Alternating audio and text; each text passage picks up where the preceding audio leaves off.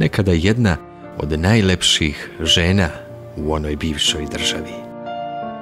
Jedan od najboljih vokala. Danas gospođa u godinama koja svoje lice krije iza tamnih naočara.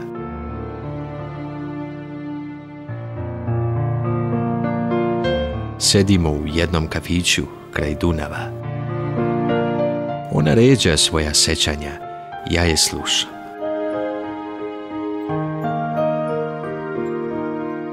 Pored nje prolaze najlepše devojke ovog veka.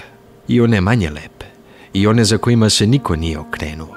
I sve mi deluju važnije od nje. Naoružane mladošću kao najboljim mogućim oružjem. Eurovizije, Jugovizije, sve moguće rubrike i televizije. A danas setni pogled, nemilosrdna anonimnost i tek po koja reč u rubrici gde su, šta rade. Ne radi ništa, peva za svoju dušu, pomalo teška i sebi i drugima. Živi u veku na koji se još uvek nije navikla. Okružena polusvetom na koji ni ne želi da se navikne.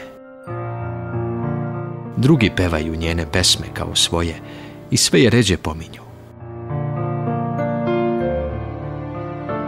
Koja je cena slave? Pitam je.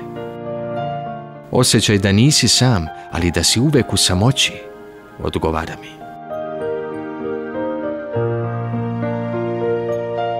Nekadašnju lepoticu danas zanima alternativna medicina. Modne piste zamenila je pijacom.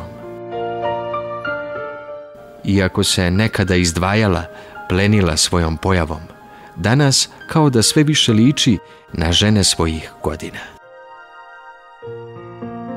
Gde je nestalo sve ono, pitam je.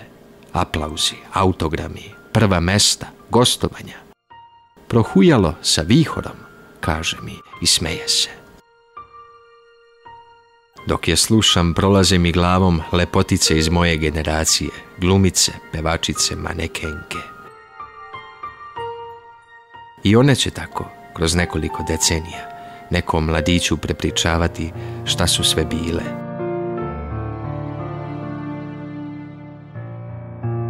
Šta ti je vreme?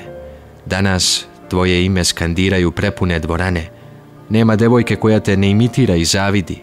Nema momka koji te ne želi za sebe.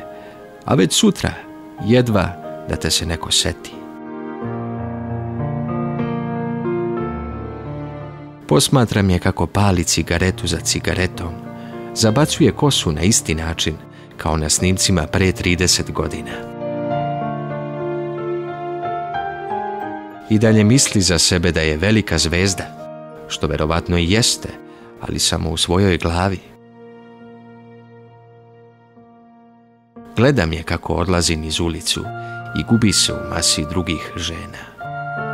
Pomalo odsutno, povijeno, teških koraka. Niko više ne provaljuje da je to ona. A i ona kao da sve teže provaljuje da je to ona. A bila je nekad, ma znaš,